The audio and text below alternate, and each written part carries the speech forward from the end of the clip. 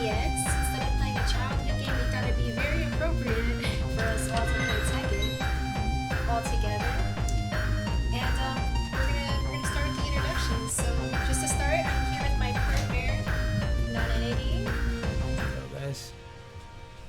So we're here. Thank you for joining us. For Tekken. This is my partner Nanedi. He's the second part of the Heart Container Cafe. We both run the Heart Container. We do a lot of Tekken gaming tournaments for South Florida. We've been the main people doing it since after COVID. We were like the only ones really doing tournaments until recently. There's like one other spot that does it. So you'll find us doing a lot of Tekken tournaments. We actually have one coming up on the 16th, which is our 10th level monthly. We add a $100 bonus to that, and it usually is a dojo event too. And we did our Tekken side tournament at CEO 2023, which is where we met Phidx right here. And he joined our tournament. It was super hype. We had 73 players. It was a huge dojo. A lot of the top players, the top Korean players, Japan players, Super Kuma was there. A lot of hype people were there. So we do all those Tekken tournaments, and we're a gaming and anime themed pop-up cafe where we do all kinds of gaming and anime themed food and snacks. But without further ado, I'd like to introduce our special guest, Phidx. You could tell us a little about yourself. Hi, thanks for having me. Yeah, I'm Phi. Phidx comes from my hometown. I'm from Portland. So the airport is a Phidx, and we figured that'd be a fun little name. Kind of locks in the roots. Yeah, I was mostly a League of Legends and a Smash Bros player until I played Melee until I got out of school, and after a day of work, I could get like 2 games of League in before I had to go to bed, and that shit was really depressing. So that's why I got back into Tekken. My partner already plays Dota, so yeah, I feel that. I've played Tekken all my life. I learned like frames and combos in Tag 2, and I played a little bit of Season 1, but I didn't get really seriously into Tekken 7 until like Season 3, right before Falcon Rum came out. And then since then, yeah, I've been competing as hard as I can and doing content and things like that. nice. So we do have some questions lined up that we'll ask you and everybody, but first of all, we are going to be playing some Tekken games with you. We never really got to play you at CEO when we were there. You're going to be playing against my partner Nanedi at first. He's definitely way better than me. He's been playing the game like for more years. I'm actually newer to the scene. I've only been playing Tekken for about a year now, and that's as long as we've been doing the tournaments, and I got really involved in the scene and started doing all of this stuff. And Sweet. You can try to find him online right now while we're talking. But yeah, I've only been in the scene about a year. Nanedi got me into it, and because we were doing our cafe stuff and we saw other people doing tournaments, we decided to start doing Tekken tournaments because it was one of his favorite games. And as I got into it, the community was just super nice. Everybody gave us like all kinds of tips, and I just got better over time. I wouldn't say I'm a super great player or anything. A lot of people saw me get whooped by Arslan on stream. Well, he is that guy, so Yeah, he is. Could be that worse. guy. I know I could have done better because I dropped my combo like 3 times in that video. But I was just super nervous because he's also one of my favorite players to watch, and like they put me on stream right away for my first match, and I played myself. I fucked up. We can curse on this stream, by the way. We don't mind. Gotcha. But yeah, Nanedi just made a session room. He's gonna invite you now.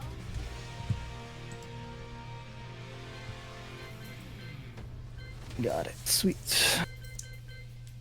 But yeah, I learned a lot of good stuff from all of our players. You know, everyone has been super cool, and I've just been kind of running the scene in the background since then. So I'm always still learning. I do like commentary for Tekken and stuff too, and I've still been like learning the actual move sets for everybody and things like that. But I've gotten decent. I've gotten good enough. I feel like I could have done better at CEO in general. Because I just did terribly that whole time, when the year before I did way better and I was nowhere near as good. But I think I'll do good. Now that he's thinking about which character to choose, if he's gonna go with his main or not. No, I just realized we will have to change the commands on the Oh Control yeah, command. every time we switch change, out, we're yeah. gonna have to change our controls. But it should be set to yours right now. But It yeah, should be. Nanane's a little better, so let's see if he can hold his own against you. Since we never got to play against you. It sucks. Yeah. We were gonna Thank you. join the side tournament that we did for CEO because we usually do. But because of the time constraints and CEO venue being like closing up on that Sunday, they were kind of like rushing us, and they were like, I don't know if you guys are gonna have time to join too, which I think we could have pulled it off, but we had to rush it and do what they said, so we never got to join. But if we did, Yeah. we would have got a chance to try some of the top players like you and Chikarin and some of the other people that were there. Yeah, I wanted to play Ulsan a bit more. I played him in the bracket, and he beat me up. But he's someone I really wanted to play. Yeah, Ulsan's definitely like pretty up there. I saw his fights and it was nasty. Some of those are nasty. Yeah, dude is so good. But yeah, we were gonna ask you, first off, besides the dojo tournament, how you felt about your personal CEO performance. We know you did a video recently kind of analyzing everything that you did for that. Yeah, I felt really good about it.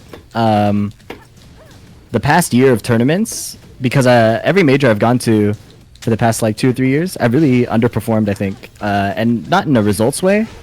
Well, definitely in a results way, but it felt more like underperformance as just as a player. Just like the quality of my play was so low. So all I've been focusing on the past year or so is just kind of looking at the screen and breathing while I'm playing. So Plus, I can imagine the stress when you guys are actually on the main stage and everything, and like everyone's cheering for you. Like, I assume you guys get pretty nervous too. Like, a lot of you guys don't really show it, but it seems like you guys would be pretty nervous as well. yeah, and for me it's weird because sometimes it's a nerves that isn't very conscious. I just am kind of frozen. And then sometimes it's nerves that's very conscious. Like I'll have really stray thoughts that like don't matter at all. I'll be kind of like, oh, if I win this match and get really excited, I don't want to like hit something and break the table, you know? Like that's a really irrelevant thought when you're fighting for your life. Yeah. So Plus, you never see anyone really rage in any way, like when it comes Yeah. to the top players, which is crazy. Because if I was like, especially if you're top 2 and like you happen to lose, I would be Yeah. like, fuck, like right after. I'd be like so upset. I'd be like, damn. I wouldn't do anything like crazy. Obviously, I wouldn't like throw a controller or anything, but I would be like, fuck, and I would have some Yeah. kind of reaction. Usually, they just have no reaction. They just like kind of sit there for a second, and then they're like, oh, okay. yeah, And I you think guys it's keep it together. I think it's person by person, right? Like for me, I've only ever been upset in a very like inward way, and that might be cultural, that might be like my upbringing, but like To be uh, fair, I haven't touched a PC in a while. Oh, you're gonna So- use that excuse? Yeah, you haven't No, touched no, PC no, at no, all. it's not an excuse. It's just that it feels a little weird because going from PS4. Yeah, It's better. We Like, play like, PC is PS4 better. a lot because of the tournaments and stuff that we do, and it's just easier for both of us to practice on there, so we don't actually play it on PC as much. But, Yeah. how do you think that works for you guys too when you go to the big tournaments like CEO and you have to fight on like a PS4 and you probably used to playing on PC? Do you think it kind of fucks you up a little too? absolutely. That was like probably one of the hardest things that I didn't really feel comfortable with until maybe like 6 months ago. I started bringing a PS4 and like a folding monitor to my room and like flying with it, and that helped a lot. I know some people who will have like week-long practice sessions only on PS4. So, yeah, lots of it's just completely different. It's not just like the delay. It feels like the ways they kind of detect button presses is also kind of different. Yeah. So you'll see a lot of pro players like miss like throw breaks and stuff, and like hitting 2 buttons at the same time in this game for some reason is really hard. And before, like if you go back to like Tag 2 or Tekken 6, it's just not a problem. So yeah, it's really strange. Going to PS4 is really always weird. I have to pick like easier combos. I have to warm up my combos. Yeah, it's totally different. And then that's before you're even on a stream setup. Stream setups get really laggy, especially if they're head to head. Yeah, I heard day one of CEO, it seemed kind of laggy for a good amount of people if you ended up being on stream. Yeah. At least that's what some of the more heavy guys that play on PC that we know were saying. Because Yeah. for me personally, I'm used to PS4. It's what I mainly only use. So when I play on PC, I get fucked up. I went to a tournament where they had like some PS4 setups, and their main one was a PC, and another one was a PC, and then I played on PC, and the whole thing messed me up.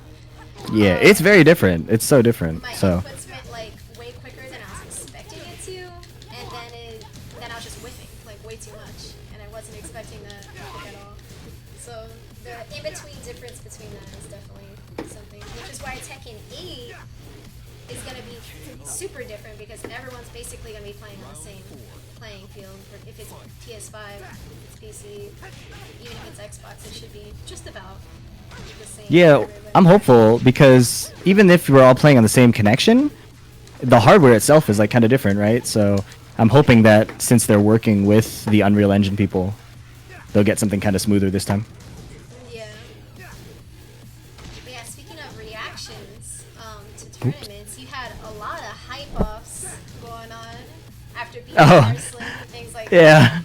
The videos on Twitter were hilarious. I didn't even realize you were kind of doing like the Noxus like dance and his moves on the ground. I didn't even. Yeah, so those actually aren't his. The dude, the editor is so good, he took Brian's moveset and just put them on Noctis. No. Yeah. So it's actually Brian's like ending. That's hilarious. I Yeah. didn't realize. Once I saw the video and it was like edited, I was like, this is fucking amazing. Yeah, no, that the editor did incredible work. All of that was like taken from other characters. I think some of it is like Lucky Chloe, some of it is like Brian. I was just popping off authentically. He just made it look natural. But yeah, the pop-ups were amazing. How did you feel finally beating Arslan like that too in bracket? It was crazy. Yeah, so a lot of people have asked me like, you didn't even win the whole tournament. What are you so excited for? And for me, Ash, bro. He's still like top in the world tour right now. yeah, and for me it wasn't even necessarily beating Arslan. Like obviously that was a big part of it. But I've struggled a lot with as I mentioned, like just focus and like even just not playing nervous Let me know when for a stupid amount of time. Every time I've showed up to a major, I felt like I played at like 30% of what I could do. And everybody plays worse at tournament, that's the thing, but like it was so drastic. I just left every major so unhappy. So what I was really happy with at at CEO was just showing up and kind of playing the way I wanted to and not doing dumb things that I've kind of trained away and just like doing because I was afraid. I had a bit of this at Combo Breaker the month before. So this is the first couple majors where I really felt like, okay, I'm showing up and I'm playing like Phidx. I'm playing like myself. So to show up and do that felt the best.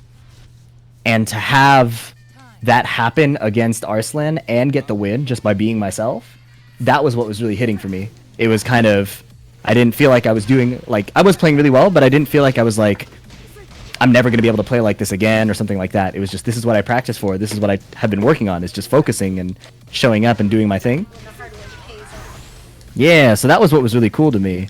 And then I mentioned in like one of my videos, but there's a lot of like childhood stuff I've had where I've like tried really hard at something and the results just never paid out, even though I was working really hard at it. So to be like 27 and kind of like more or less past all that and kind of like, I've been kind of content and like, I'll just do my thing and chill. I don't necessarily have to achieve or do anything amazing or get recognition or things like that. I had finally let go of that need, and then it finally came. So it was kind of poetic and kind of cool, and it felt like a blessing. It was really cool to show up and just do what I wanted to do. That's, I was gonna say another thing that was also really hype about CEO being in America and you being the only American player in top 8. Everyone was losing their shit for you to win. Yeah. I was wondering what you thought about all the attention for all of America riding on you. They wanted you to win, and your match was really close too. I'm an attention whore, so I was fucking with it. Attention is cool with me, like, especially when it's positive, right? Like, I think I do worse with like negative attention, obviously, but for me, that's all great. In the moment itself, I wasn't really thinking about being the last American or thinking about all those things. I was really, USA. yeah. I was trying not to think about that too much because, again, I already have such a problem with like stray thoughts and everything. I was like, I need to just stay in the game and stay focused. So that was what my mind was really on, was kind of just staying locked in. But yeah, it was a treat to kind of have that moment. I think, like, have the spotlight, be the American. By that point, I had, you know, hit all of my prep points and everything I was working on, and it was like uncharted territory because I've never made top 8 at a major. So I had no idea how to budget my energy. I had no idea how to manage like the downtime, like with the stage managers. They take you backstage like hours in advance, and how do you stay warm? How do you, you know, You have to stay like in the pick zone? out your song for like the stage and stuff too. And Yeah, and get that then ready, they right? they canceled my first song, so I was like, my mind was going everywhere. And that's not an excuse for losing or anything, so much as like, it was a new experience, and if I manage to get into a top 8 again, I'm pretty. I feel more or less pretty confident that I'll be able to handle it better as a competitor, because that experience is really new, and it's really strange. It's so different. Like, I've been in so many top 8s online, and the experience just doesn't compare. Yeah, I can imagine with a big stage like CEO and everything at risk for CEO.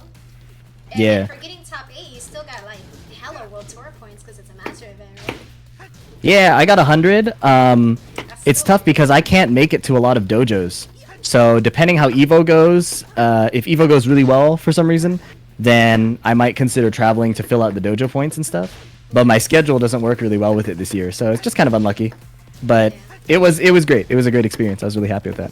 Yeah, for dojos, they changed the rules because last year you used to be able to get dojo points if you played online as well, but a lot of people were abusing it, especially countries like Peru. I was hearing a lot of stuff about them faking the amount of people that were there to get higher points and then DQing Yeah. a bunch of them or like lying about it. So they got Yeah. for this year, and now you can only get dojo points at locals, which is hard because not everybody is doing the locals or they're not hitting the numbers, you know, for the dojos. Yep. Which, Yeah, that's how it feels, because I come from, well, in Portland there weren't many locals, and in Albuquerque where I am now, there also aren't many locals, and even the ones that are there, we're not hitting the TWT numbers. So it's just requiring a bit more travel, and it's not lining up with my schedule very well, so yeah, we'll see how it pans out. I'm not really tweaking about it though, because the CEO performance was so Hi. meaningful to me and so satisfying that I feel really good about what I've done as a competitor and kind of the path I've taken, even if it doesn't lead to the World Tour Finals. Yeah, either way, you got hella recognition for all of that, and you showed your progress, and either way, it's super Yeah. impressive. Thank you. Yeah, luckily for us in South Florida, we're pretty fortunate that we usually do get at least one dojo, which is the monthly that I was saying that we do, coming up on the 16th. And that one's usually a 16 plus. We get 20 something people. We're trying to get to the 32, but haven't got there yet. Hopefully we'll get there soon after all the hype that happened with the dojos and this and everything else. And then we have 2 other tournaments that we do per month, but we usually don't get to the 16. But at least we got one in South Florida going on so that people can get the dojo points. I feel like having the dojo points at locals compared to having it online as well is like both good and bad. It's good because it gives more like actual people a chance instead of people that are like cheating. Yeah. So if you actually go to your locals and support them and you want to get those points, there's higher chances of like your average person making it into the Tekken World Tour if they just go to a place that has enough dojos and they're like consistently winning. But at the same time, it's also bad for people like you and some other people that either can't travel because of their schedule or their area in general, like just doesn't have dojos and stuff going on, so then they can't do the online tournaments. Yeah. It's like a hit or miss. It's like good and bad. It's definitely a trade-off. Like, I like the competitive integrity, obviously, and the last format created so many problems for it just created a bunch of problems. So I think that it's definitely a change for the better. I think the competitors that make it are obviously gonna probably be like the more skilled players and like the pros, and it's unfortunately, yeah, again, skewed towards people who have the chance to travel, but I think it's fine. I think you'll get better quality matches on stage, so Yeah, that's always it's a cool thing to see. definitely gonna be more skilled players for sure. We got a lot of chats going on. They say big Noctis things. Facts. Beating Arslan's an accomplishment. We got a follow from Hallway Raptors, so thank you. And they also said we needed a North American player in top 8. There's always gotta be somebody at least. There's gotta be somebody. The hype for the US. Gotta keep it going. Yeah. But yeah, I was also gonna ask you what you thought of our side tournament that we did at CEO, because we also did it the year before. We had like 40 players. We brought our own setups that we had, but we only had our 3 setups, and we did like where they do the side card room where like you play TCG and stuff. They Yeah. emptied it out on Sunday, and originally we did it there, and we had our 3 setups, and someone else brought 2 extra to help us have the 40 people. And then we weren't able to stream that one because the internet at CEO wasn't that great if you were just, you know, on the normal internet. So that whole tournament, we had some issues like trying to get people logged in, trying to get their payments and stuff. And it just led to like a 2-hour delay, and there was like a bunch of issues. But we eventually got it, recorded it. It's on our YouTube for people who want to see. It's the Heart Containers Tekken Tournament at CEO 2022. And the only big person we had for that one was Super Akuma. And Super Akuma actually almost lost to like Alpha, which was crazy. Oh, you're talking about last year's, yeah. Yeah, for last year's. And that was pretty hype. But this year was like a huge improvement because we went from 40 people to 73. Now originally we were going to use our setups again. We had our 3 setups. Someone else was going to bring us 2, and we were going to try to find another 2. And we were going to do Jabali Land instead of the back rooms because Jabali asked us to try to use Jabali Land. We were like, oh, okay, cool. We were going to limit it to like 40 people again around there, but more people wanted to join, and we were trying to get setups from other people. So they were like, oh, you should expand it. So I expanded it to like 64, I think, is what I expanded it to. I think that was the next dojo number. And I was hoping that everyone would just sign up at night on Saturday, because then I'd be able to see the bracket and have it ready the next day, because I wasn't expecting to get internet, so I thought it was going to be slow and have the same issue.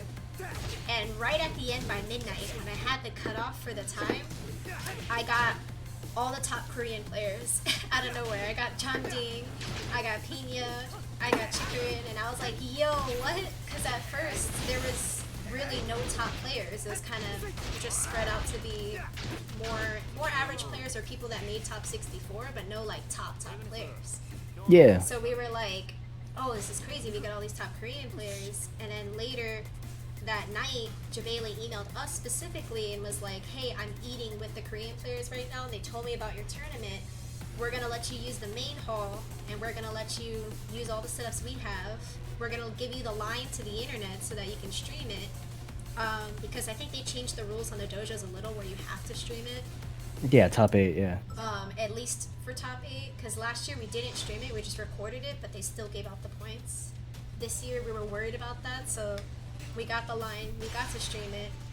And then the next morning, people were begging me to expand because I got a text from Super Akuma who was like, please let me join the tournament. If there's a DQ or whatever, let me know. I got a text from him from Discord, which was crazy. I was one of them too, yeah. Because I most of the texts were like on our social media, on like Twitter or on Instagram. I wasn't expecting the Discord DM. I got a Discord DM, I check, and it says PDX. And it was like, yo, any chance I can join that tournament? And I was like, yo, PDX? Damn. Yeah, So it was cool. I appreciated you expanding it. I know it's a lot of work to do things like that, so. Yeah, like I wanted to expand it as much as I could, but we were worried about the time constraint of finishing because they needed us to finish by 8 for everything to be closed. And I was like, damn, like depending on the setups and who we have to run the setups, like how are we going to get this many people? But I know so many top players were DMing me. It was you, it was Super Akuma, and Book also DM'd me that day. He DM'd me on like everything. He got my Gmail, he DM'd me on there, he DM'd me on Twitter and on Instagram. He was like, please let me join. And I was like, okay, I'll try to make this space. At first I had only expanded it like 1 number, and I was just gonna take Super Akuma, and I was like, only because you were with us last year. But then they let me use the main setup, so I expanded it more. And we ended up getting the 73. In the end, we were going towards like 80 something, and we were going to try to get to the 96 dojo because that's the highest you could do. But they cut us off because of the time constraints, which is understandable. I feel like we could have maybe it, but it would have been like a rush because we barely finished at 8. Yeah. No, it worked out pretty well. My bracket was tough. I just ran into Arslan and Shadow, or sorry, Ulsan and Shadow. Shadow beat me in winners. Ulsan took me out, but it was a good experience. If Arslan found out about that tournament, he probably would have joined too. He probably would have, low key. But yeah, the way I saw it was like I wasn't sure if I wanted to play that day at all. I kind of wanted to rest, but I promised people I would play casuals with them. So I figured if I'm going to show up and I'm going to play anyways, I might as well enter because it's going to be hard for me to get to a dojo, right? So yeah, I'm really glad I got to play. Even though it didn't pan out, it was a good experience. Yeah, because last year was our first time at CEO ever, and we decided to do the side tournaments because we knew other people that went there, and they did side tournaments for like Guilty Gear and some other stuff that they usually already have.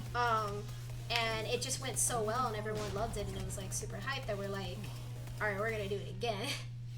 Yeah. We No, got I'm glad you guys feedback ran it. from some people because originally it was like a $10 entry where 5 was gonna go to us as organizers and 5 was gonna go to the pot, but people wanted it more for the players, which is totally fine. I mean, the reason we only did 5 before is because we're managing so much and we were using all of our setups the first time that we're like the TOs deserve to be paid a little bit. But then there was like a miscommunication with that where people thought that we didn't communicate that to some of the players, which was like a whole misunderstanding because we did communicate that to the players. Like we made sure everyone was aware of that. Even Jabali came and checked with everybody to make sure that everyone agreed to that, or we would have to give all the money to them, which would have been fine. And when he talked to them, they did agree to that. This year we didn't want that problem, so we just talked to people and saw what they say. Thanks to Foxhound and some other people, we were like, you know what? Yeah, we're gonna get the whole pot to the players so that there's like no issues. And we weren't even using our setups this time. We were using Jabali's in theirs, so it wasn't really a big deal either. I just had to manage the stream and commentate and do the other stuff. But I think everyone was really happy with it because first place still ended up going home with like $200 something, $300 something. Yeah. So Yeah. It was like a good almost plane ticket, pretty much. And I know Chikrin felt good about it because he was tweeting that he was disappointed with his CEO performance or frustrated. So I know that meant a lot to him. That's another reason why we liked to continue the tournaments at CEO is because on Sunday they stop all the tournaments and then there's so many people still there trying to play Tekken friendlies and they got nothing to do. So we're like, why not do another tournament? We have all these people lined up. We could do another tournament and it would still be enough to do a dojo, so it's still hype for everybody. And if we do a basic $10 entry for everybody, they could also still win some money. So everybody's happy and then we get more Tekken. More Tekken! Yeah, it was great. Yeah, a lot of people in the chat were like, oh, like, thank you, we appreciate it for more Tekken, things like that. And I know a lot of you guys, for the top players, wanted to redeem yourselves a little and re-fight each other so that you could be like, hey, you just got lucky last time, I got you this time. And some of you guys did perform a lot better. Like, Chikrin made it out on top. And John Dean got taken down to like 4th place, I believe, instead, which was crazy. I thought he was gonna win again, to be honest. That double birthday look, it was looking good, yeah. No, and he was playing pretty well. It was cool. I got to sit and chat with the Korean players during that time. It was awesome. They're saying in the chat, they were super proud of you this year. Well, so much patience, bro. They say the improvement from starting at S3 is also pretty crazy. Not a lot of people can improve like that so quickly. They said congrats on us getting top players at our tournaments. But they agree the tournament was interesting.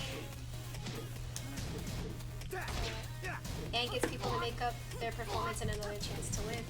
So yeah. I'm glad a lot of people got to make up their performances, get another chance to win. We kind of wanted you to win that one too because we're like, you could get that US redemption.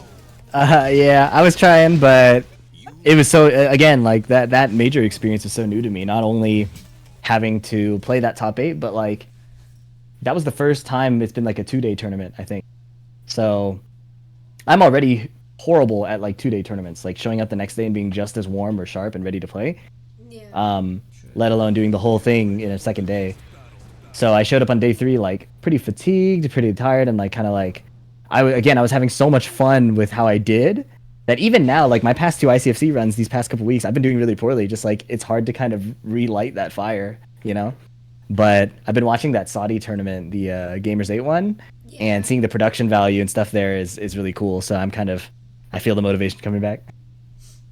Yeah, I've been looking at that one too, and it's been hype. I Yeah. saw that they put a lot of the Pakistani players though kind of got stuck together in the seating. I saw that in the Malaysia tournament, I think. Or was But it Malaysia? yeah, the Saudi tournament, the only strange thing I think is Pakistan and Japan were in the same pool. That was a tough one. But there's probably not much more you can split it up, so. Yeah, it is really hard because we were trying really hard with the 73 people to split everybody very evenly because there's so many top players that no matter where you are in the bracket, you're gonna have to fight one of the top people. That's basically how it was. When we saw the seeding at the end, we're like, okay, so if these people win, they might have to fight Phidx, or if these people win, they might have to fight John Dane, or this one will have to fight Super Akuma. Like, no matter what, after 2 rounds, you would have to fight one of the heavy hitters.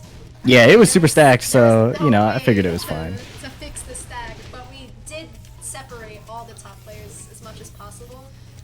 And I think everyone was still pretty happy with it, you know, by the end. I would say so. You know, top 8 goodness. was stats. It was hype. My only regret is that we didn't get to record more besides top 8, because normally I would record like the whole thing and get, you know, some matches on stream and then get to the top 8. But because of the time constraints and me trying to set up the stuff on stage, like we were having like hella problems with the audio people trying to get our mic to pick up, the display for you guys to watch, and the stream setup that we had. Because we were using our personal laptop, our personal mic, and our cam. And then they just had to like configure it to their projector for everyone to watch and for us to commentate. The one thing we were never able to get was our commentary like to be audible for everyone else to hear, because we wanted you guys to hear, but it just wasn't working because it was just like double looping it for the stream. Right. But the stream ended up going really good thanks to that line. You know, we actually got to be live with everybody for top 8, and everyone was super excited about it. And top Yeah. 8 was super hype, and it was a really good time. I was glad to be able to commentate those matches too, because I never commentate like such big, intense, like close matches, and it was amazing. Yeah. Yeah, no, that's sweet. And I believe his name was Sao Ching, the commentator that was helping me. He was a friend of one of our players, Buckets, who like recommended him, and he ended up doing an amazing job too. Like he helped me a lot with the commentary because, like I said, I don't know as much of the technical moves, depending on the characters, of course, but I can still commentate like pretty well for the most part. So him helping me was like amazing, and the dynamic worked out great. He gave me a lot of good tips on that stuff too. And overall, like everyone seemed really hype about it. It was really nice having everyone. Yeah, Sao Ching is one of my buddies. We meet up at a lot of tournaments, and he's a really chill guy. That's awesome that he helped out. It would have been nice if I got to play him. Never got to play him or any of the other people because we were like so busy. Yeah. Which is why I'm glad you're agreeing to play us today and give us some tips since we didn't get a chance to fight a lot of different people that we wanted to fight. So it's definitely hype. So far, if you could give Nonentity any tips, what would you say for him for his performance? Yeah, I think I was really focused on answering your questions, but what I'm noticing. He's been playing at like 50% Yeah, right he's now. playing at 50%. Well, part of the problem is that if I think too much, I play worse too. So it's like I'm actually playing probably better than if I were straight up thinking about it too much. I think that flow state is really important in like fighting games and Tekken especially, because there's so many reads you have to make, and it's very fast. There's a lot of instinct at play. But the biggest thing I'm noticing, I think, is just you already noticed it. You kind of pointed out as it happens. I'm just finding a lot of whiffs that probably don't need to happen, and that's kind of what my whole game plan is built around. Is like, can you get in and hit me without dying? And usually that gets me pretty far. But I'm not really doing anything too specific. I think my stance defense, I've fought Shadow so many times that I've had to figure out how he plays, how Zafina's stances work, how Noctis can counter it. So I'm always playing like that and just, waiting for opportunities like that.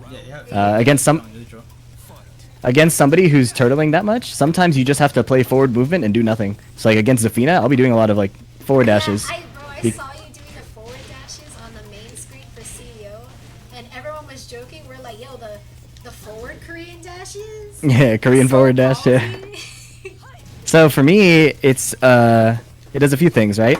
In this game, attacking is so dangerous. Low parries can put you at the wall and put you in like a 3 interaction situation where like after low parry and 2 mix-ups you can die. And most characters' counter hit tools in this game are so strong, like Noctis's especially. So attacking is just such a scary thing to do. So especially against a character like Kunimitsu when I was fighting Arslan, she can make like everything whiff. Or if she has a read on my down forward one, she can sidestep right and launch me, right? So reads are insane. yeah, so I play forward dashes because I know he's probably not going to just throw out a hop kick, which is the only thing that'll really kill me, right? If I'm just forward dashing like this. Like, it would be a random launcher that would kill me. So I can play forward dashes as a way of attacking his backdash without exposing myself to the weaknesses of, like, throwing out a hitbox. So that's usually why you'll catch me forward dashing, and especially against Zafina and other backdash characters, it's like I don't want to whiff and die, so it makes a lot of sense for me to just move forward and reset the mix-up situation. Oh, I messed up. The forward dash is so rough too, because I've been trying to, do a little more forward dash, do a little more footsies, but then I forward too much, and then I just get like punished. Yeah. I thought of the same thing as both crouch. Yeah, so with forward dashing, I copied my technique from Ulsan. I watched him fight Cuddlecore in a major tournament, and what Ulsan did was he would do the Korean backdash motion, but forward. So literally a Korean forward dash. And what that did was, if you try to forward dash and dash block, it's too slow usually, and your character will move backwards, and it'll become kind of obvious what you're trying to do. You can forward dash with the Korean forward dash and just decide to input block when you think they might swing, or if you go to neutral really quickly, you'll block some moves. So it usually, the only reason you're forward dashing in the first place, right, is because you don't think they're putting out a move. So you don't really need to put in the block until you think the move is coming. So that's kind of the technique and the idea I got it from. Was You just gotta know. You just gotta know how one of the aggressive legends. someone's gonna be. Yeah, and again, if it's a backdash character, if you're fighting somebody like me, you can probably have a high percentage idea that there's not going to be a hitbox. And then I put in my block when you think somebody's tired of it. Usually only takes like 2 or 3, maybe like depending on the player. I'll do 2 and then like that. And then if you do a bunch of backdashes, they might whiff. So it's how I can do it without putting, because if I keep going up, running up and doing low, this gets predictable. If I dash up and do a low every time, that's easy. But if I dash up and do nothing, you're like, oh shit, what is he going to do? I have no idea. And then while you're worrying about that, I might find a counter hit, I might find a poke. So You gotta get And then- on that. You gotta get on those forward dashes. It's about making situations that happen. yeah, it's like you can create a mistake from your opponent without actually committing to much, which is the cool part. So why the Noctis? We must know. Yeah. So again, I played Tag 2. My characters were double Law because I was a big Bruce Lee fan. So I was just drawn to those characters, and that was who I played. And when I played Tekken 7, I also played Law, but I didn't find him as fun. I thought the game was kind of stale and kind of like samey. There wasn't the same like variety that Tag 2 had with like different combos, different situations. So I kind of put the game down naturally because again I was playing like League and Melee and a bunch of other like games at the time. But when Final Fantasy 15 came out, I didn't follow a lot of the hype leading up to the game. So I just kind of played it like blind, and it was one of my favorite experiences in like gaming. I like really related to the character. He's like 20 and I was 20 at the time I was playing it. Yeah, the character really resonated with me. So I was really fucking with the game in general. And then they announced him for Tekken, and I thought I was like tweaking. I was like, "What is this like real? Like that seems so stupid. Why would they put him in this game?" But it happened. Yeah, it was so random. I saw that. I was freaking out, but I was also like, "Wait, why?" Like, so I tried him a bit in Season 1, but again, I wasn't super into Tekken 7 at the time, so I didn't really stick with it. But when I came back, I was like, well, you know, I know for a fact Noctis not going to be in the next game, so I'm going to milk it because this dude is sick. Like, I really like this character. And what's cool is that even, not only did I like his character in Final Fantasy, but the style that he plays Tekken also lines up with how I like to play. Like, I like movement, I like whiff punishing, I like counter hitting. It's like Steve with a sword, you know? Yeah. And I think that's really cool. Like the idea of somebody having really good defense and just you can't find a way to hit them, and then when you mess up, they get blown up. So, yeah, big fan of Noctis as a character in his game. Big fan of how they put him in this game. And for me, it's been a no-brainer. Like, I've never felt like held back by the character. I've never felt like I have felt like I'm worse for playing him because he skips a lot of steps. So I have like experimented with other characters to get better. But it's always with the idea of making my Noctis better. That's always been the priority. Hood Hunter in the chat says that's how he felt when Negan. Yeah, with Negan. Negan is pretty nasty. Hood Hunter's like one of our top players for our Hunters right now because his Negan is just disgusting. Yeah, I play him online now then. Container audio seems low. I'll turn that up for you. To make sure you guys hear it.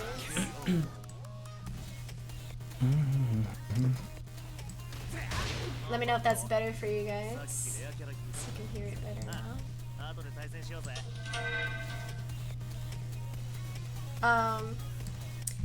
But yeah, it's interesting because a lot of people that we know that you know, play Tekken in general, everybody hates Noctis because Yep. new people who start playing the game I mean, will most use people him. don't like DLC in And general.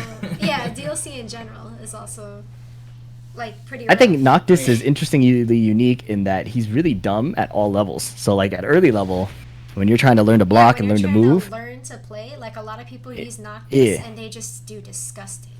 Yeah, so like he's really annoying at that level. And then when you get to the high level, it doesn't go away. He still has dumb stuff, right? So like at low level you get like him throwing his sword, you get the giant like Buster Sword, you get a bunch of these huge moves that you're like, how do I beat this? How do I get in without dying? And then when you fight at a high level, he has like up forward one, like Steve's back one. He has the back two, the safe mid poke that does like 37 damage, right? Like he has all these moves that at a high level are still really annoying. So yeah, he's uniquely able to piss off everybody. Yeah. Plus, at a high level, you don't see Noctis very much, so I'm sure that threw off like a lot of people for these master events to see like such a good Noctis, because you really don't see him like as often. Yeah, and it was an interesting experience because I stream so much. Like I know in the past people have watched me and like kind of studied and figured things out. So when I was going against Arslan, especially because that wasn't my first time playing him, we did like first to 10 online, and I expected him to kind of study, and oh god, fighting for my life. I expected him to study and maybe come really prepared. So I wasn't sure if I just play my normal game, if I just try to cheese him out with Noctis stuff. It ended up being a little bit of both. Like I got away with things that I don't normally get away with. And I also just did my normal stuff. Do you think a good amount of those people like did study your Noctis? Yeah, I don't think Arslan did enough study at how I play Noctis, because as soon as I played against more American players who play me more often, they had better counterplay and more ideas. But I don't blame him. There's so many people to study for in a tournament, and historically I've not done that well. So it makes sense, especially after he won the first to 10, he probably figured like, yeah, I don't need to do much. Chikarin, I was a bit surprised that he picked Leroy. I think Geese is way harder for Noctis to deal with. But a lot of the Japanese players are saying Geese doesn't benefit from his stupid sidestep as much because of forward 1+2. So, but to me, that isn't enough of a reason to not pick Geese. So when Chikarin picked Leroy, I felt really comfortable. I think Noctis has a really good Leroy matchup. Yeah. Chikarin with his Geese later though in the side dojo turning. Yeah, and then he won, making so moves, so and then he won the whole thing, so I was kind of like, yeah, if he picks Geese next time, it'll probably be hard for me, but Alright, me and Nonentity are gonna switch, so we're gonna watch me get wrecked, because I'm Good also games. really bad Good games, good games. against Noctis. Oh, you don't have to. Oh, you gotta do that. I gotta change the controls. Oh, right. So I gotta go back. See if I can do any better. I mean, I did get a snake edge on Arslan, so maybe I'll surprise you. there we go. I'm historically weak to snake edges.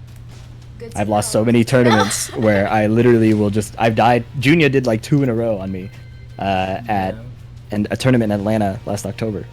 So No. historically weak. This is one weakness. Oh.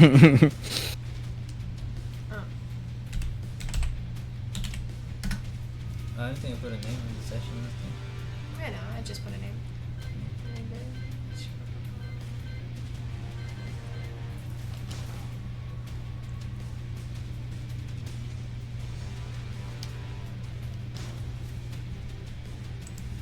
Alright, we'll invite you back.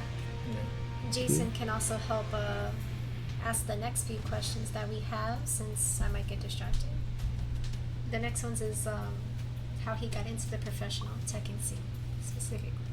Oh yeah, man. When did you started playing Tekken? Or like when did you started playing getting into the competitive? professional The professional Tekken aspect. scene. Yeah, so I think it was during the online scene during the pandemic. So a little bit before ICFCs, there was like Bud Light events and Wednesday night fights that were running every week, and most of them were region locked to just West Coast. So with the smaller player pool and a lot of the serious pros not playing online, I got to like make top 8s and show up on stream, and I was loving that. And I think back then I was always streaming my sets and stuff because I didn't want people to think I was cheating or something, you know. So I had like my hand cam, I had my own gameplay. I saw But that after- for hand cams, like a lot more people do that now. Yeah, pretty crazy to I think see it's them, like, cool. actually like put the inputs and shit. It is Yeah, pretty cool, actually. I think it's a fun way to engage. A lot of melee players would do that, so I figured like why not, you know. And so I was streaming more, and I never really had like a clean, like I'd say professional breakout. It was kind of just that experience playing online. I craved being in top 8s. I loved being on stream. Love having like commentators and chatters talk about me. So that was kind of what I just did. My first major was in. See, I told you it would work. My first major was. This is it, guys. Take the notes. PDX, he's low. He can't get snakehead. My first major was Summer Jam 2020 or 2021, and yeah, I just played terrible in that. By then, I had been streaming, so people kind of knew that I was placing top 8s in ICFCs and all these online tournaments. But that was kind of where it started. That like my offline performance is just god awful. So you Oh don't my play goodness. offline as much. No, Yeah, I didn't have access to it.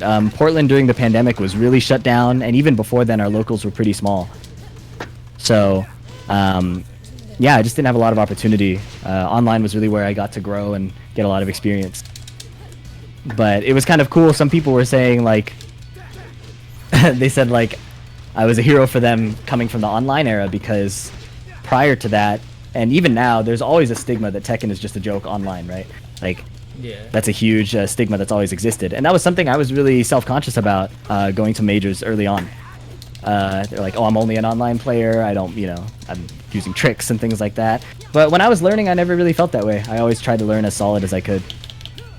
So yeah, that was more or less how I started. Was around the same time that I got off League, I was looking to compete in another game and stream it, and it ended up just being Tekken. No. Let's try. Yeah, and then since that, those ICFCs and Summer Jam, I've just been going to the majors that I can go to. Always trying to stream as much as I can, playing in as many online tournaments as I can. It's a bit harder now. I was unemployed at the time, and then I got employed again, so harder to get streams together and remain competitive. But yeah, Yeah. always trying to learn, always trying to get better.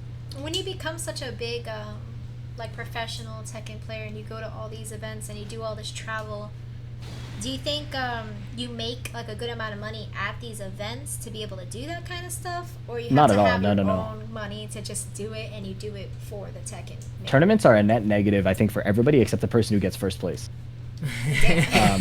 That's very Yeah, yeah. true. So for fifth place at Evo, I got like, or fifth place at CEO, I got like $240. Damn, I really So thought I'd be yeah, more than yeah. that. Nah, esports money is tiny, unless you're like in like a PC game, So nobody goes to these tournaments, I don't think, trying to make any money outside of like attracting a sponsor and then maybe getting like that. So So you think the sponsors is where it's at to yeah, Well, they Like- definitely help. sponsors are where it's at, especially if it's a sponsor that like pays a salary and things like that. Although I think with the state of esports right now, that's harder and harder to come by.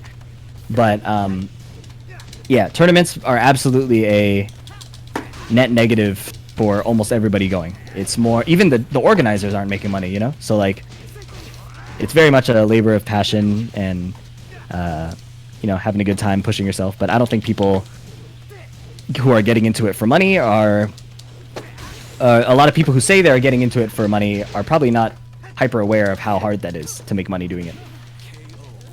Oh yeah, for sure. We Yeah. run a lot of tournaments and.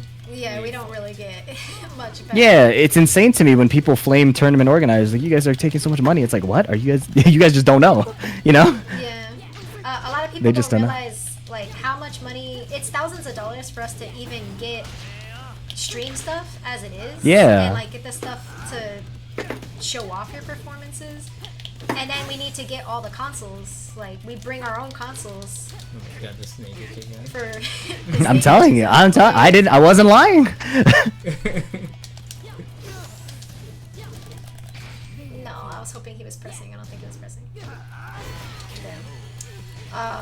But yeah, like it takes a lot of money to be a tournament organizer because we put all of our money into getting these consoles.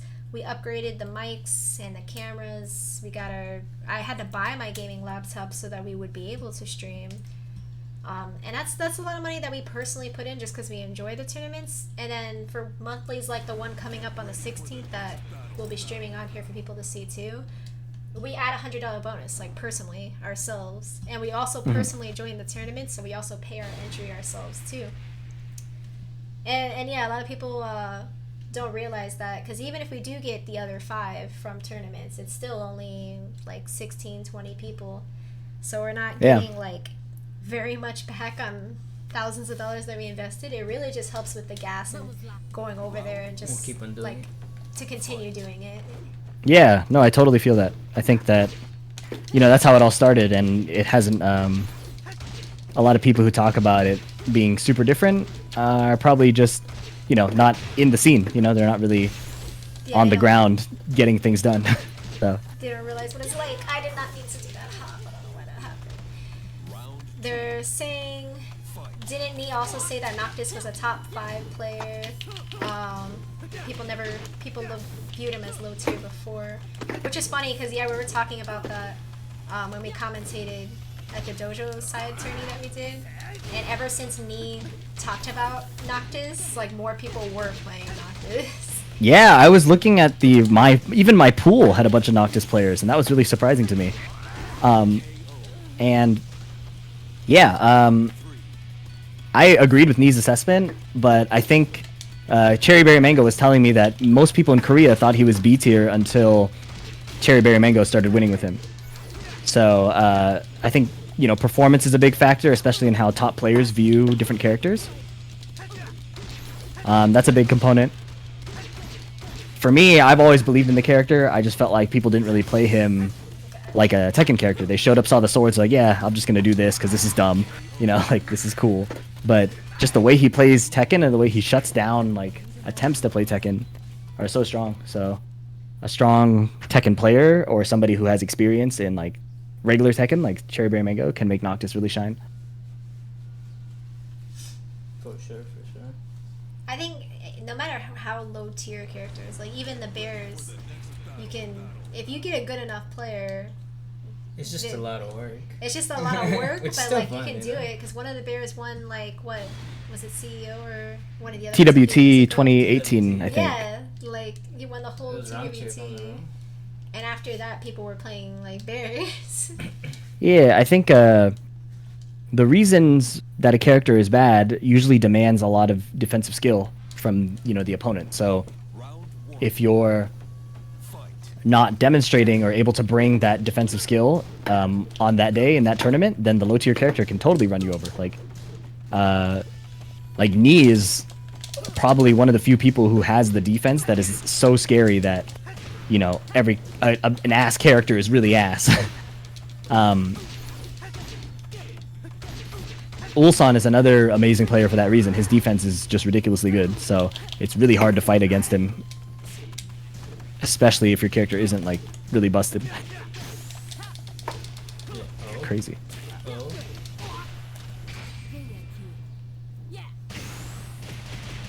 Not gonna kill, but let's see what happens.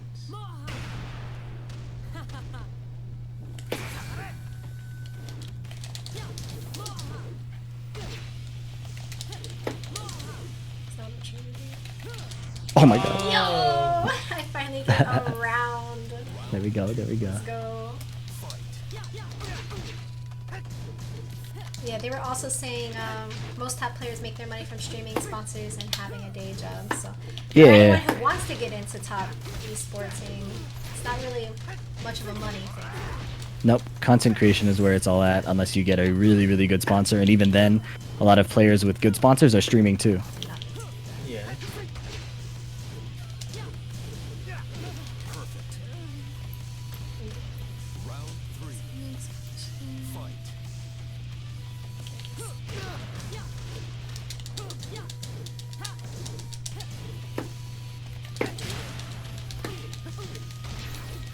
Yeah, insane defense.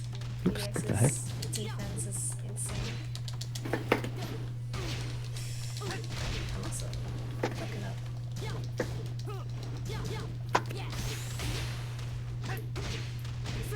Between the both of us, Amanda's definitely the more aggressive player. Yeah, I'm a more aggressive player, which I have to be careful not press too much. Sometimes the aggression works, sometimes it's just not the right move for me. It depends on the characters too. My problem is, if I'm an aggressive player, I'm not good against players who are also being like really aggressive.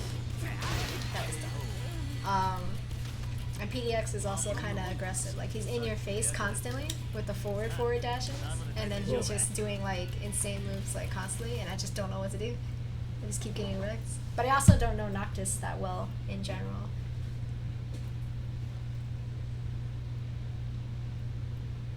Did we lose PDX? No, I'm here. I'm sorry. I didn't have much to say. Noctis, yeah, I don't play. Well, I'm lying. The way I knowledge check on Noctis is very. I think it's different than the normal flowcharts people do. A lot of flowcharts that people do are kind of basic things, like he'll do a certain move and then parry, or he'll try to duck and get you to jab over his head and then launch you. Mine are kind of built on like, I have usually pressure with a lot of either my movement or my hitboxes, right? So if you're attacking into me in a really predictable way, you'll die to the counter hits. And then if you decide to sit still, I have all my long range pokes that are really hard to get around. It's like I can just do this, and if you press, then I'll try to remember that next time. And the second time, I might do something like this and complete the string, Noctis has a lot of threat with situations like that. This down forward one has the extension. You can parry after, but you went low. And then there's the gun. So yeah, some knowledge checks built on the idea that like if you want to play the game eventually, I'm going to try to punish that. So the strongest people who fight against me aren't really trying to play the game that much. They will just sit still and literally do nothing. And that shit is really hard for me to beat because Noctis isn't like a strong mix-up character. Yeah, which is why you probably choose for them to come to you most of the time at least. Yeah. Okay, makes sense. Or I play forward dashes because my mix-ups aren't going to be that scary. So if I want to counter hit you, maybe I'll just move in and see if you flinch and decide to hit a button. But if you do nothing, he does have Demo Man, which is crazy. Yeah.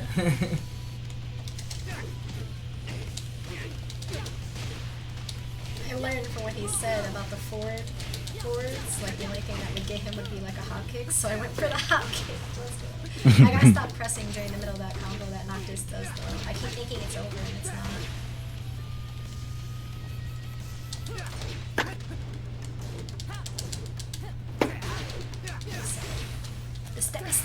Oh no, I'm dead. The reach.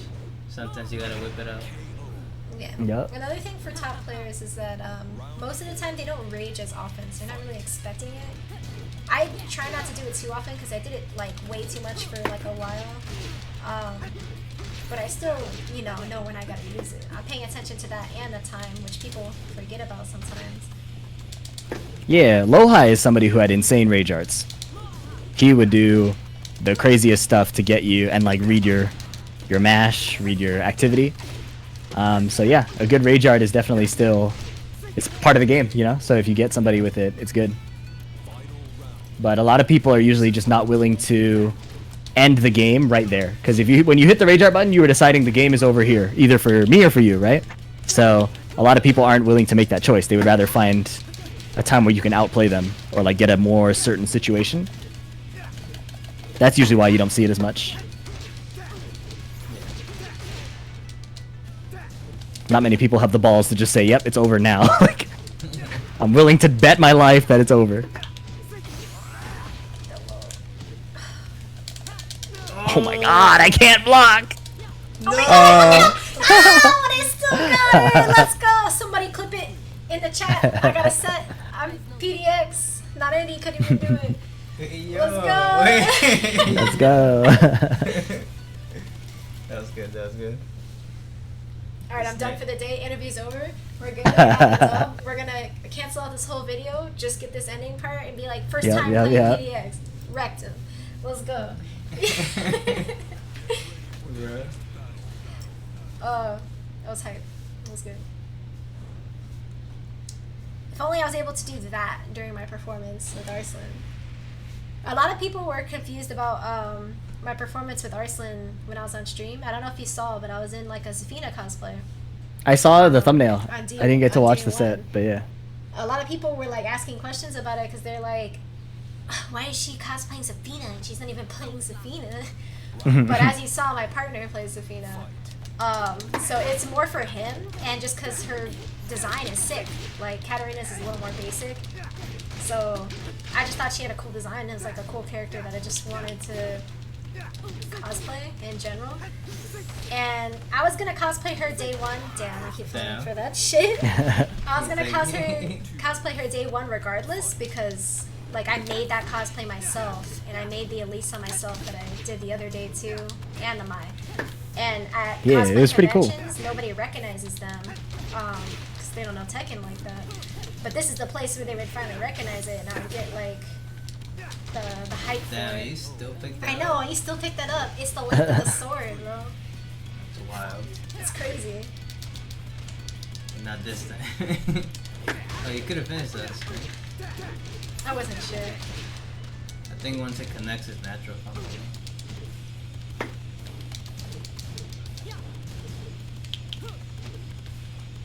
So yeah, man, looking forward to Tekken 8? Yes and no. Yes and no. I love how it looks. I love how it looks, and I love how they have taken some directional steps to like bring in casual players. Like their take on like modern controls, where they have like It's okay. action hero style or like action game style controls. I think is really cool. I think that's a good way to bring in new audiences. I'm not too excited about their ideas for the heat system. I think the heat system isn't bad in itself or like a bad idea, but the way that they're implementing it They did change it because they had like 2 meters for it at first, and now they're only having, like the 1. So they're slowly like changing some things about it. Yeah, and I think it's worse. I think that they're they're making it. Tekken has so the philosophy. I was listening to some interviews. The philosophy behind their design is, we want it to be intuitive, so you don't have to pick up a manual and read to learn a character. We want it so that you can just play and then figure it out over time. And I think Tekken was cool for that before, because when I was a kid, I didn't read any manuals or anything. I just kind of played the game a lot, and I got a lot of intuition. Like, if I duck, if I block a low and they stagger, then I can launch them. Like, that was consistent across a lot of characters. I could kind of visually tell if a move was a mid or a high. And then in this game, they kind of made it everywhere. Like, it's really hard to tell some moves that are mid, some moves that are high. And like some characters like Bob have moves that look the same, but they're different, so their answer to try and make it more intuitive was to build this system, the heat system, but they're doing it in a way that's kind of, I think, just like it's a little too simple. It's not very deep and interesting, and they've shown before that they can make a game that's super deep and interesting. but the direction is just going in a completely different other way. So, especially with how good Street Fighter 6 is, I think Street Fighter 6 is really accessible, but it isn't. Street Fighter 6 is really accessible, but it still has a lot of competitive complexity, and I think that's what I want out of Tekken 8, but I'm not necessarily expecting, based on the way it's been going and based on the way they've been balancing Tekken 7. Tekken 8 feels like the Tekken 7 they wanted to make. Oh my goodness. I cannot believe that went through, to be honest. I It's thought just it because he wasn't. went through. Yeah, it's because he went forward. Nice. But yeah, definitely the hit system is something they gotta work on. So yeah, I hope that something miraculous happens, like they delay the game and make the heat system really cool while also simple, but I'm not holding my breath.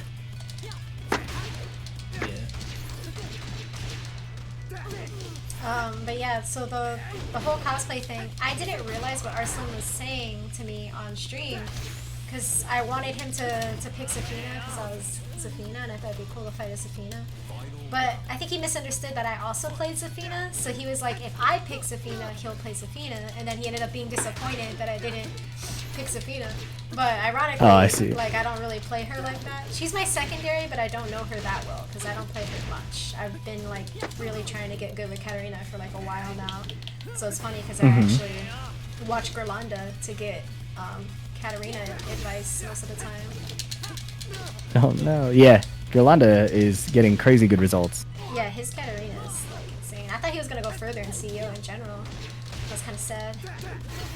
But I felt like he needed to... I feel like he needed to do, like, some more lows in his match that was, like, on top 8. Because I forgot who he was fighting, but they weren't really blocking the lows much, but he just got too, like, aggressive out. Like, the other guy was being too aggressive, and Gerlanda just ended up being, like, full defensive, and he couldn't get anything through. But yeah, I watch his cat to get advice and stuff. So when I fought Arslan, he picked the Kunimitsu. Can you give me something to drink? I'm like choking on my spit, bro. Anyway, so he ended up picking Kunimitsu, and then he was like posting about it later, like, oh, I was expecting her to pick Safina, I was gonna do this Fina play. And it was funny because the commentators were like, oh, it's all about the mind games. She's already getting him with the mind games by making him think it's gonna be Safina. Yeah, that is pretty funny. But yeah, it was super hype. I got a lot of attention on Twitter. I went like mini Twitter viral for the Safina cosplay because of Arslan and stuff like that. Yeah, it And was that cool. was super cool. Just because, like I said, I never got attention for it before. Like, I made the whole cosplay myself. You know, her cosplay doesn't exist. Like, the older ones from, like, Tekken Tag 2 or 6, I think. Like, you can get that costume because it's easier. Her butterfly costume is easier for people to make in general. But her 8 costume's so unique because she has such a weird pattern on her outfit and has the scarf and all this other stuff that like no one's ever made it. So I like hand embroidered that onto like a one piece, and then I like just made the scarf and the skirt and found accessories that worked for it, or like edited some of them to work for it, and it was hype. Like people ended up really liking it. So I was hyped about that with Arslan. It was pretty sick. And then the Elisa day 2, I don't think as many people got to see, or Eliza, the vampire one. That one I also made myself. It was like the first one I ever made, so it wasn't as crazy, but it was still hype. I had the fangs for the first time for that event because I never did it before. It was funny, during the CEO top 8, one of my fangs fell out when I was going to the bathroom for like one of the breaks, and I was looking for it on the floor everywhere, and like 8 guys were like trying to help me find it on the floor. And one guy found it, and he picked it up, and he had a face when he was giving it to me because he realized that he just took a tooth from the floor that was in my mouth and was holding it to give it to me. So it was kind of gross. And he was just there like slightly grossed out trying to help out, and I was like, oh, thank you. Sorry, by the way, that you had to pick that up. But yeah, thank you to all those people who were trying to help me find that fang. But the whole thing was just super cool. And then day 3, I knew that we were doing our side Tekken tournament, but I already had mine lined up from like King of Fighters, so I didn't cosplay any Tekken stuff that day. But I should have, because all the top players came and were talking to us then. It would have been more hype for the picks. Yeah, that would have been the time for sure. Yeah, get played. So for the last of the stream, we're just going to talk about any tips and tricks you might have for newer players like me who are getting into Tekken and still have like a lot to learn, obviously.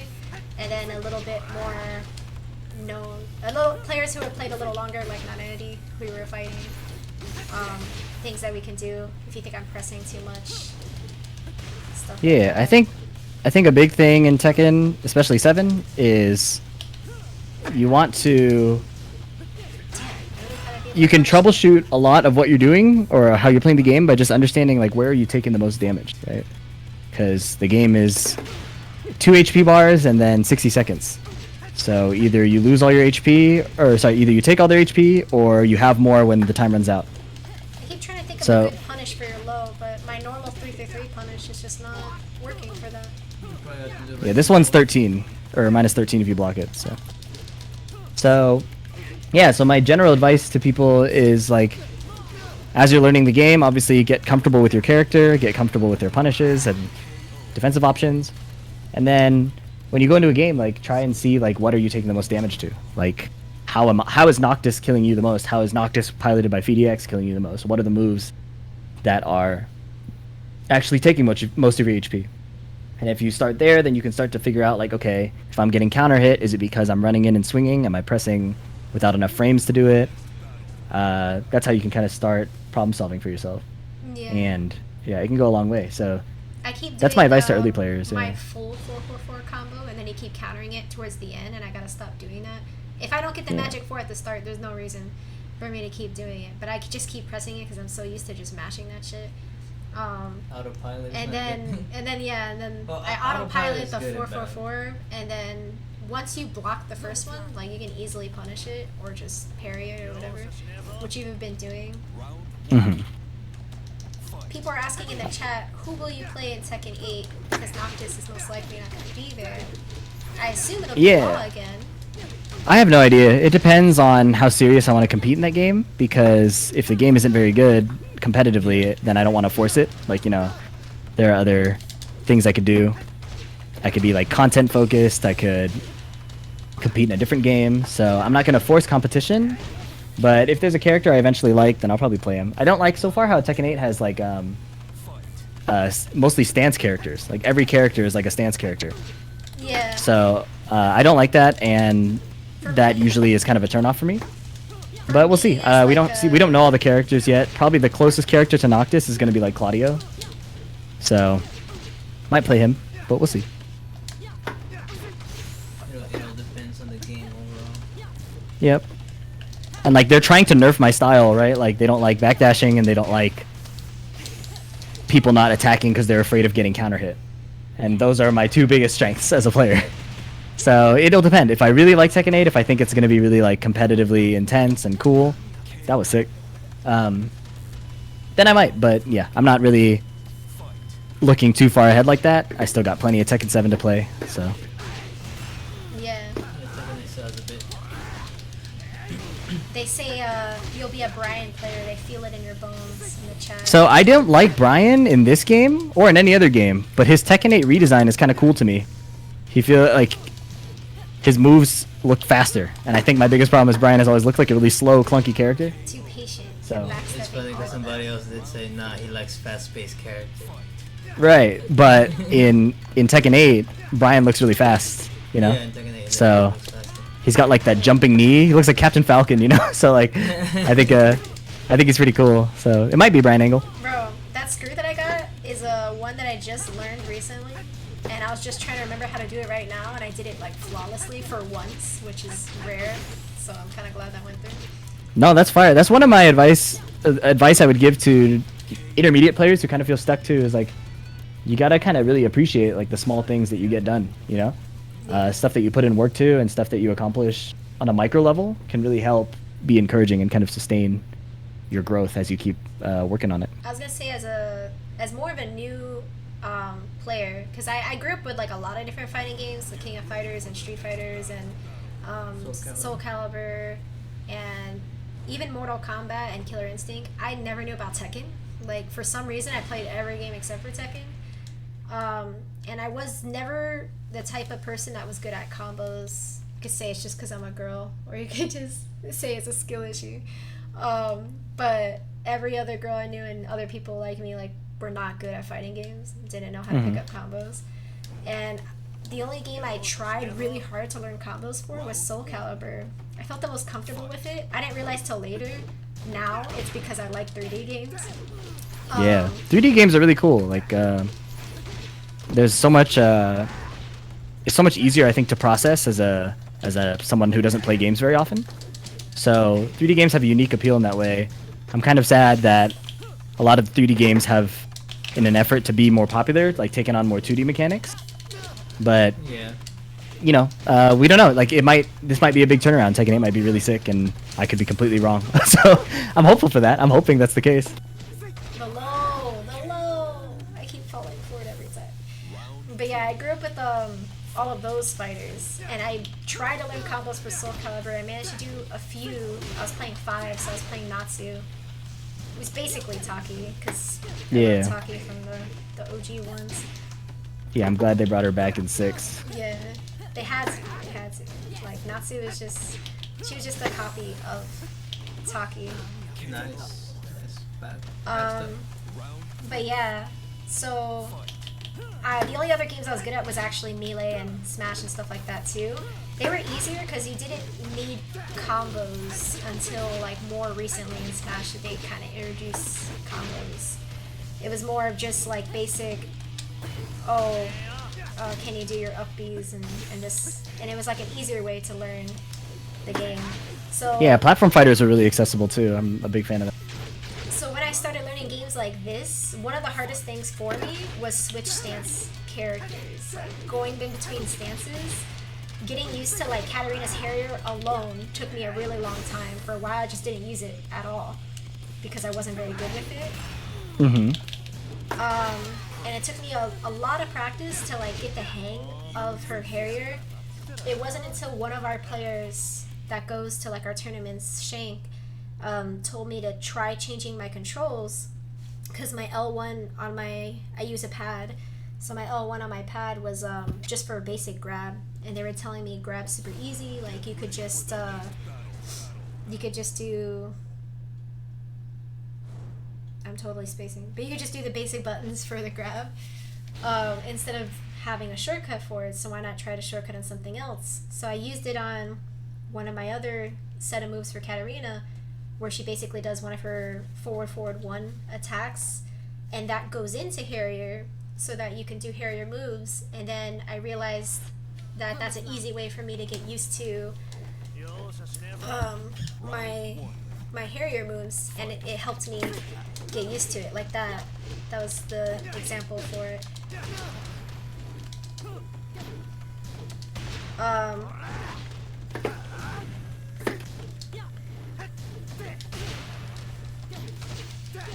Sorry, I'm being concentrated.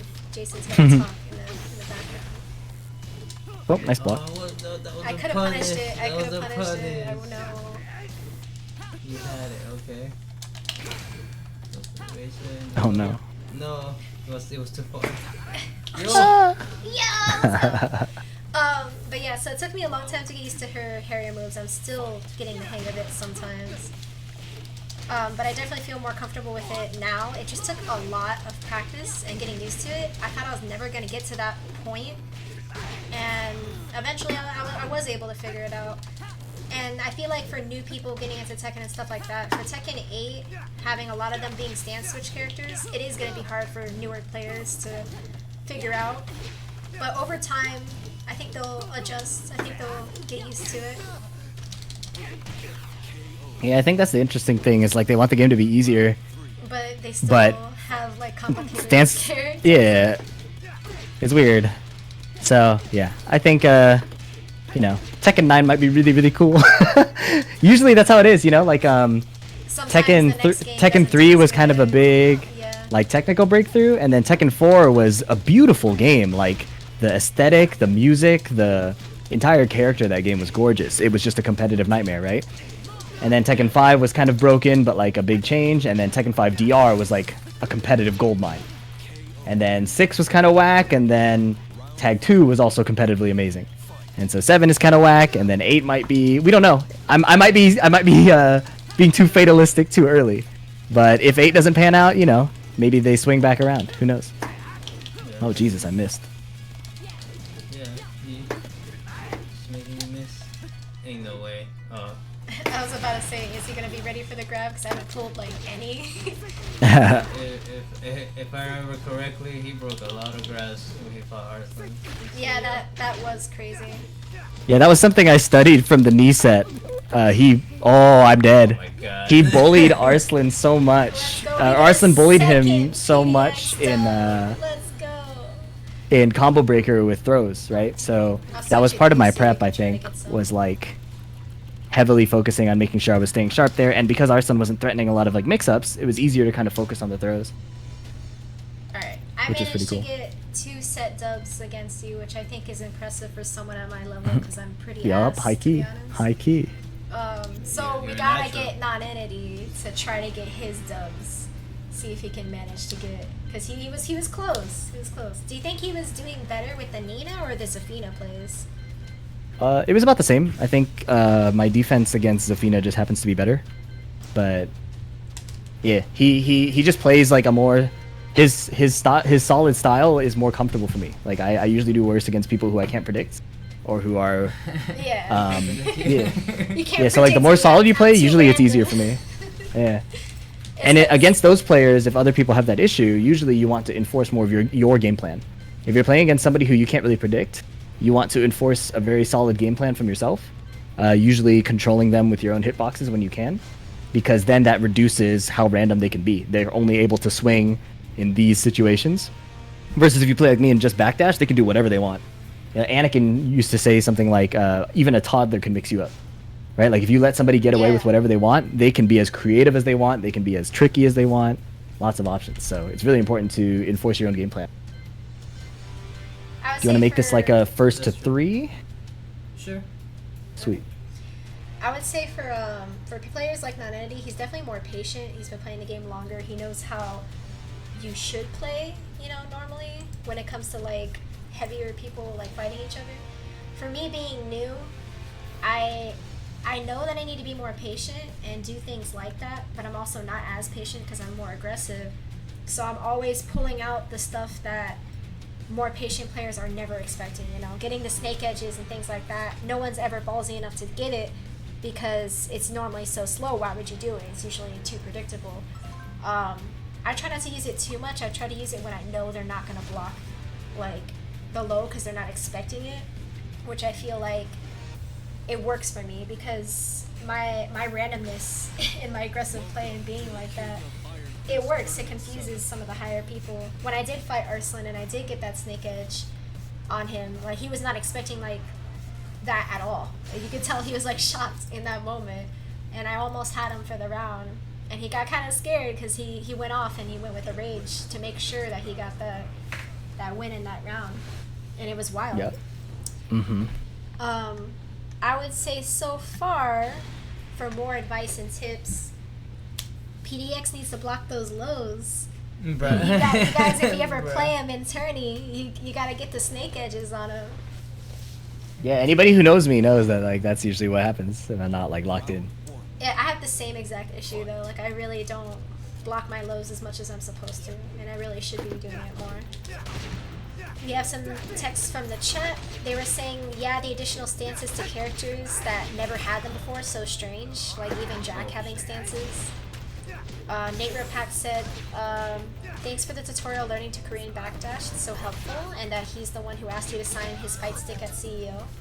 Oh, sweet. Yeah, I remember that. That was I'm always really surprised when people ask me for that because that's such a new experience to me, I'm always really flattered and I always appreciate it. It's so cool. Like I should have thought of it because Nate Rapak is also one of our regulars in our South Florida tournaments. He's like a personal friend too. and we traveled with him, and he was saying like, oh, I just bought my stake, I should get them all signed by these guys. And I was like, that's genius, we're gonna have all of them for a tournament, so you should ask them. And I was so busy with the stream and stuff that I didn't think about it, because I could have had all of you guys sign my gaming laptop because I had it there, and I usually use it for Tekken, and that would have been super hype. But I was super busy and like just didn't even think about it. But next time, I gotta get your signature and all the other guys that were there. Yeah, totally down. People were saying you just have to keep playing. If you're determined enough, you'll learn stances and your characters, you know, eventually. Agreed. You want to change the stage or keep it? Change character. Are you gonna do a character change? Yeah. So, do you think you're better on wall stages with your wall combos, or do you think you're better with infinite stages, or it doesn't really matter as much for you? I've had a trouble understanding that lately too. It's something I'm processing. Like, I feel like my results are better on walls, and I used to be more comfortable on infinite, but the more people are more comfortable fighting me, I like walls better. So I'm not too sure which I'm better on, but I've tried not to think about it too much. The way I see it is just, wow. The way I see it is we'll just, I will play what I'm feeling in the moment, right? So if I'm playing against somebody who I feel like I'm winning in neutral most of the time and they just rob me with the wall, then I'll pick infinite. Yeah. For me personally, like, I like to have walls because I finally learned wall combos. Like I was saying, when I was picking up stuff with Katarina, like, in more recent time, I picked up wall combos. I learned a new combo that I made up myself that isn't even one of her base combos, just because it was easier for me to learn. And sometimes you have to make those adjustments. As a new player, like, if you're having trouble with the main combos and stuff, you can keep messing around with some of the stuff they do, and you can find your own way to do it. I found my own way to do my cat combos that work and still do a lot of damage. Pretty much just as much as if you did the basic combo, and it's just easier for me to pull off in general. And then I learned, you know, wall combos by looking at videos and things like that. And Katarina does some nasty damage. If you can get like the full combo and then take them to the wall, it's like more than half of your health. So that works out pretty well for me, so I like having walls. But I play against some people, like my partner Nanedi, who's just disgusting with walls. Like, if you get caught in a combo and you get stuck in a wall, like, they just know so much shit to keep you pushed against the wall that you just can't get out. You can't do anything. So I'll usually just counterpick to an infinite stage when I see something like that's happening. I see. So Hood Honcho in the chat says walls are better for some characters and some characters don't need the walls, which is also true. People like Zafina who have all that range, they're good on stages that are infinite. And Noctis, like, he has so much range that he could be on an infinite stage and he'll still, like, destroy it. It doesn't matter either way. If you have more ranged characters, it's definitely good to be on an infinite stage. If you have people that are a little more close combat, like Nina, you definitely want the walls, and the wall combos for Nina are pretty sick. So it also depends. What do you think about counterpicking characters for who you're going against? Because sometimes it just depends on the character that someone's playing, where you're like, maybe I'll do better with this character. Like Nanedi using Zafina, if you weren't a ranged character and you were like a more close-up character, him having someone like Zafina would be good to keep the distance and like try to just go for counter hits. Well, I switched because it didn't look like Zafina was gonna work at that moment after the first set. But in general, like, do you My think, thought process on counter learning picks. different characters to like have different character counter picks is also like helpful, or do you think it's more just having the skill with whatever character you have mainly? I think the guideline I use when I coach, and the guideline I've received myself, is usually like, if you're not reaching like a TGP on a character, then there are probably skills you can still work on, right? Mm-hmm. So even after that, there's obviously a lot of skills to work on, but switching to a character too early can just stop you from developing those skills. And I think it depends how serious you are. Like, obviously, if you're playing to mostly have a good time, like, it doesn't really matter, you know? If you're like trying to compete as hard as you can, though, it's probably better to understand why you have a certain weakness and then train to overcome that. But if you are mostly playing like a new character every time you encounter a new weakness, you'll not fix it, right? So it never goes away. So I usually, like, I've played Noctis all the way through like TGO for a really long time, and I didn't switch characters until I was recommended, like, hey, you know, Phidx was telling me, like, if you pick Steve, that character forces you to find counter hit timings. So that will probably make your Noctis' counter hits better. Right? And then, oh, I'm slow. And then same with when I learned Kazumi after, kind of like improving my small Tekken, my comfort playing up close, and like the ability to just out-poke somebody and out-move somebody, which is a very Kazumi thing that Noctis can also do. So that was the reasons I've ever picked a different character, but I usually recommend people to just stay. It makes way more sense to clean up your weaknesses before you try and develop secondaries or anything. Yeah, because when I originally started the game, I mean, I played it like once in the past, and I was like Lucky Chloe, and it was weird.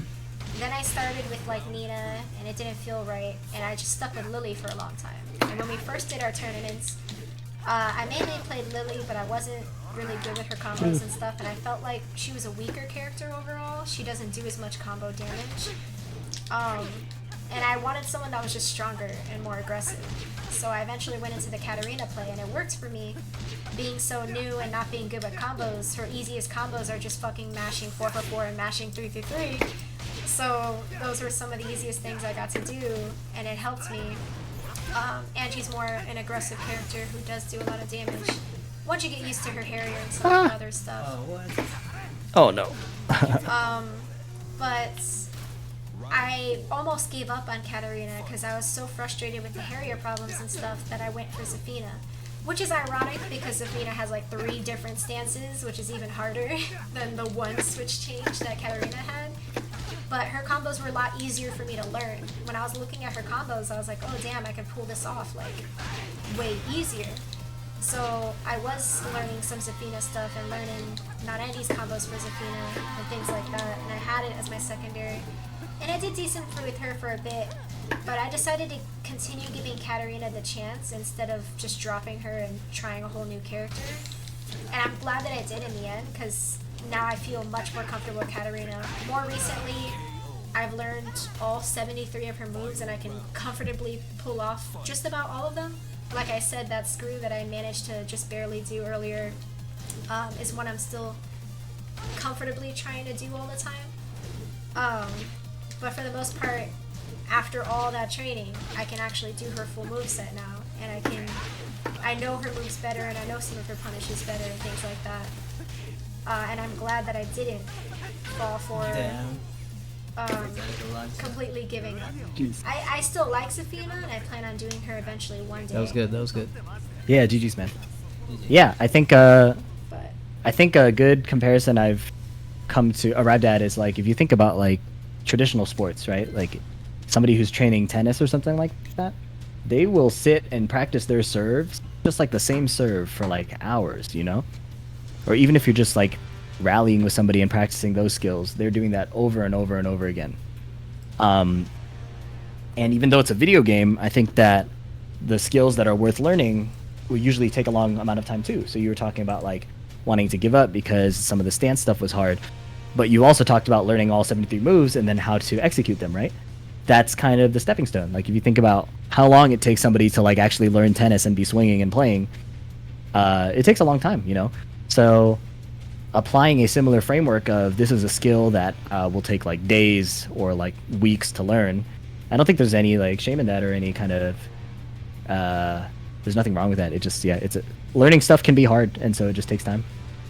Yeah, I would definitely tell people to not give up. You know, Tekken's a different game, and it's definitely kind of hard to learn, especially when you have to learn the 3D game and sidestepping, and if you come from a game where you have to hold a button to block, and you have to like learn to hold back instead, and things like that. Like, it definitely takes a lot of time, but if you really get into it and you just continue practicing, I think you'll be able to get it. And having a top tier character and things like that will definitely help you out when you're starting, but you don't necessarily need to be like a top tier character to win. You see these bears come from the bottom, you see Noctis come come up from towards the bottom too. And it really just depends on how you play and how you pick it up. Yeah. Well, I appreciate the time, you guys. Thanks for having me. This was cool. Yeah.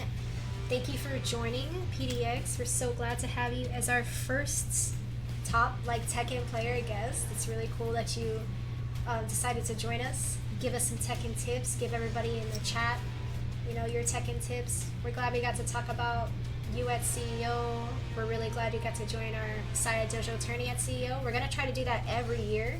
So if you come again, that Sunday, end of night, we're gonna have it. It's funny because the year before, they had Tekken Saturday and Sunday.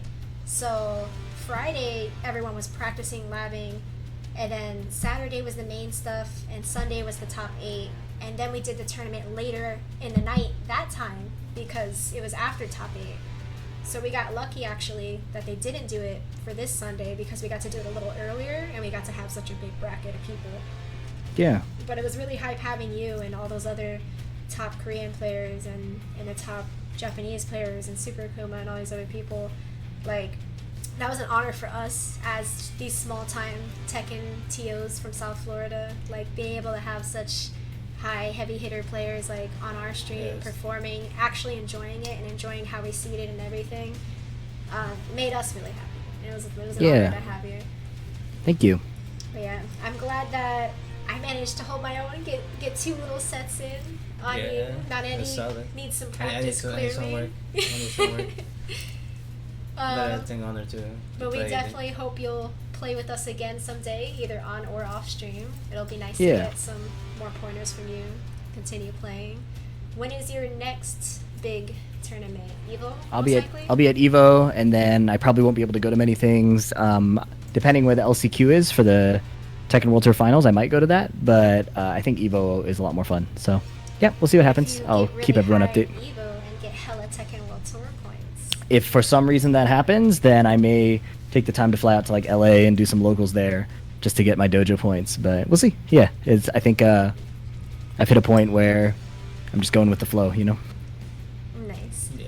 Well, we wish you all your luck for Evo. Yeah, Sadly, we luck, can't man. join this year. We didn't get to join last year either. Money issues. Evo's Yeah, it's one of the most expensive one of the ones. most expensive ones, but we definitely want to go there, do side Tekken tournaments there one day, so you guys can be on the lookout for that.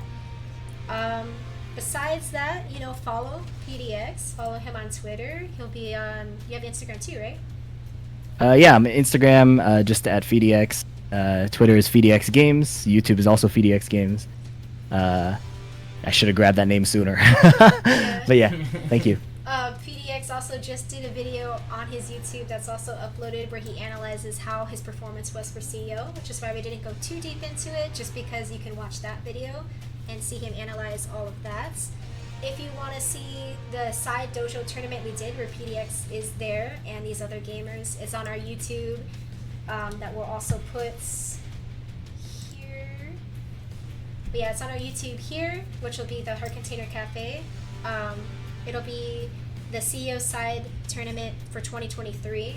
That one's about to be uploaded. I just have to timeline it, but it's also on our Twitch saved at the Heart Container Cafe as well, which you guys are already watching. There's a highlight there so you guys can see all of that. We'll be having our monthly on the 16th. That'll be live on Twitch too if you guys want to check that out. It's usually a dojo tournament. We get 20 plus people, some really hype local South Miami people. And yeah, in general, you guys can follow us on Twitch, see more of our Tekken stuff that we do. We also have a gaming and anime pop-up cafe where we do events and things like that. You'll see a lot of that on our Instagram at the Heart Container Cafe, so you can see more of what we do. We're definitely going to be streaming more, doing more stuff with Tekken. We're going to try to get the closed network test so we can try to play 8. Did you ever get to play 8, PDX? I did, yeah. I'm going to have a YouTube video on my thoughts on that. Nice. So definitely you guys want to watch that to see his thoughts on that too. Hopefully we will get our copy and we'll stream it as soon as that comes out too. And we're going to try to see if we can get any more guests from the top players that came out, see if anyone else wants to come up on stream. And we'll do another little mini podcast episode. But like we said, guys, this is our Nerdybossgames kind of little podcast episode. We're going to upload it to our YouTube too. where we interview a bunch of different people who kind of became their own boss and do creative jobs like this. You know, being a professional Tekken player is a pretty cool job to have. So I hope you continue to enjoy it, and I hope you continue to do as good as you've been doing, PDX. I appreciate it. Thanks, you guys. Yeah, thank you for having us. We know you gotta go. You got some stuff to do. But we're excited to see the next stuff you do for Evo, and we hope we see you again in one of our streams. Yep. See you later. Bye, everyone. Thanks. Take care, man. Bye. And with that, guys, we're going to go on to the Nerdybossgames outro. Again, you can follow us on our Facebook. We don't really use it as much, but our Instagram has all the events and different things we do for our gaming and anime pop-up cafe. Our Twitter is mainly for our FGC stuff, for Tekken and things like that, and you'll see the cosplay of Zafina, Lisa, the stuff with Arslan I was talking about that we were in on the Twitter I mean. And the YouTube will have a copy of this video, it'll have a copy of the CEO tournament from 2023, and it has the CEO tournament from last year, 2022. So you guys can check all of that out. We're the Heart Container Cafe, we're South Miami tournament organizers for Tekken, and we're gaming and anime pop-up cafe. And we'll go to our outro for our podcast. Thank you guys for joining.